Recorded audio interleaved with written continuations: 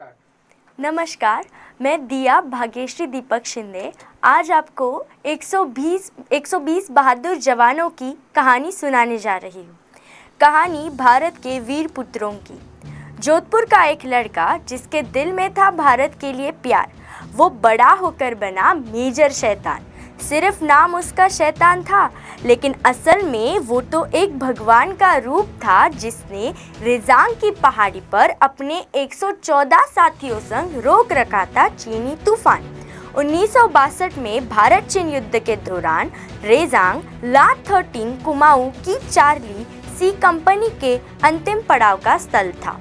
रेजांग का स्थान बहुत ही महत्वपूर्ण था क्योंकि इस जगह तक पहुंचने वाले किसी भी आक्रमणकारी के पास लेह तक जाने का सीधा रास्ता था।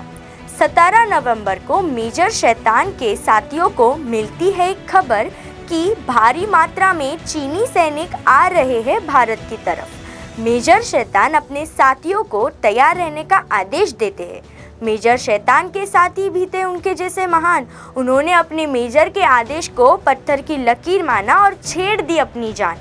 18 नवंबर को सुबह 5:40 पर एक घमासान युद्ध की शुरुआत होती है। सामने 400 की संख्या में थे चीनी सैनिक और यहाँ केवल 120। बहुत ही मुश्किल थी लड़ाई, लेकिन अपने वीरों ने चीनियों को भारत में एक कदम न रखने देने की कसम जो खाई।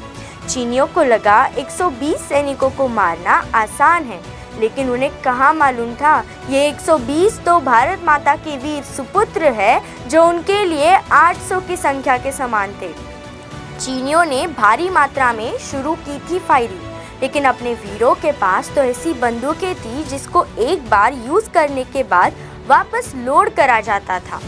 मेजर शैतान को ऊपर से ऑर्डर आता है कि तुम पीछे हट जाओ, अभी तुम तक मदद नहीं पहुंचाई जा सकती।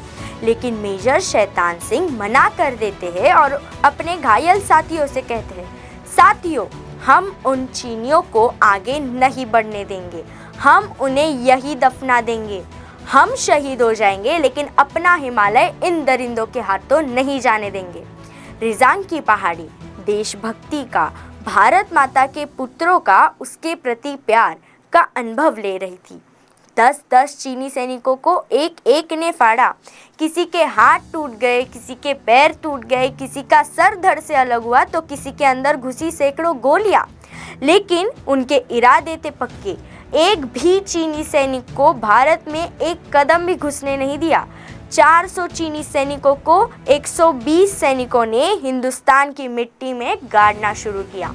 मेजर शैतान सिंह भी लड़ रहे थे पूरी ताकत के साथ। उन्होंने तो 60 चीनी सैनिकों को सिर्फ एक चाकू से फाड़ दिया था। वे खून से लथपथ थे, बेहोशी की हालत में थे। उनके अंदर भी बहुत सारी गोलियां घुसी हुई थी। उनके एक साथी ने उनसे कहा, मेजर, आप नीचे जाइए और आपका इलाज करवाइए। मेजर ने कहा, नहीं, मैं यहाँ से कहीं नहीं जाऊँगा जब तक मैं इन चीनियों को मार नहीं देता। खून से थे वो लथपथ, हाथ टूट गए थे उनके, लेकिन फिर भी अपनी पैरों में उन्होंने डोर बांधी और अपने पैरों से उन्होंने बंदूक चलाई और चीनी सैनिकों को मार गिराया। वो और उनके साथियों ने रेजांग की पहाड़ी पर ऐसा तांडव मचाया था जैसे कैलाश पर शिव ने मचाया था, और इसी मौत के तांडव में उन्होंने और उनके 120 बहादुर सिपाहियों ने 400 चीनी सैनिकों को मार गिराया था। जरा सोचिए, -30 डिग्री सेल्सियस का तापमान, जिसमें एक भी जवान ने गर्म कपड़े नहीं पहने। ऐसी ठंड बज रही थी कि मानो कुछ ही सेकंडों में एक इंसान जम जाए। हमारे जवान लड़ रहे थे, शहीद हो रहे थे ऐसी ठंड में। उन्होंने लगभग 3 से 4 घंटे चीनी सैनिकों से युद्ध लड़ा और अपनी माँ की हिफाजत के लिए, अपने देश के लिए हिमालय को बचाते बचाते शहीद हो गए।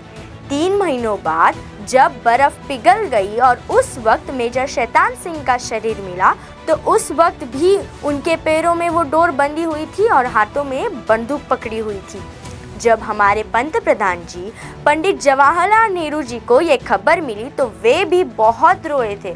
और फिर हमारी लता दीदी ने दिल्ली के लाल किले में ये कहा था, जब घायल हुआ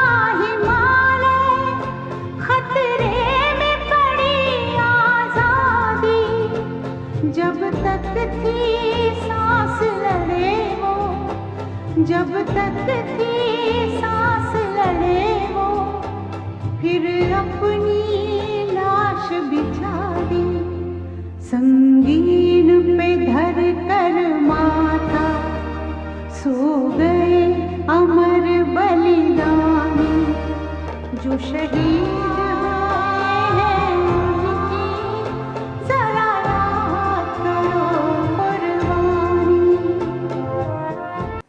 मैं हमेशा ही भगवान की शुक्रगुजार रहूंगी कि उसने मुझे एक ऐसी मिट्टी में जन्म दिया है जहां वीरों की कोई कमी नहीं। इसीलिए तो सारे जहां से अच्छा हिंदुस्तान हमारा। ऐसे अनगिनत बलिदान दिए हैं हमारे वीरों ने, तब जाके हमें स्वतंत्रता मिली थी और वो आज भी टिकी हुई है, क्योंकि आज भी हजारों से भी ज्यादा सैनिक अपना सब कुछ भारत पर न्यौछावर कर भारत की रक्षा कर रहे हैं। उन सभी वीरों को मेरा सलाम। और अंत में मैं यही कहूँगी, भारत माता की जय। जय हिंद, वंदे मातरम।